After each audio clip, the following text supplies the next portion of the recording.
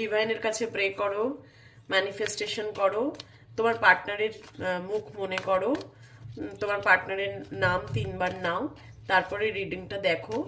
Michael, Angel, archangel Michael, divine, universe, please guide আমার ভিউয়ার্সদের পার্টনারের কারেন্ট এনার্জি কি আছে এই মুহূর্তে, ভিউয়ার্সদের পার্টনারের কারেন্ট এনার্জি কি আছে, প্লিজ গাইড মাইকেল। আচ্ছা, পেশেন্স, প্রথম কার্ডই এসছে পেশেন্স।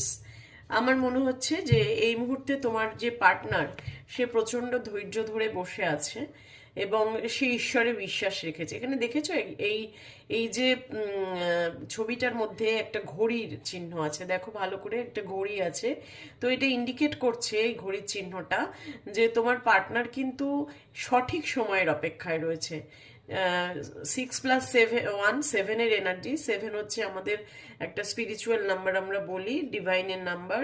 তো স্পিরিচুয়াল নাম্বার যেহেতু 7, সেই জন্য আমি বলবো যে এটা একটা ডিভাইনের উপর সারেন্ডারের মানে সারেন্ডার করছে।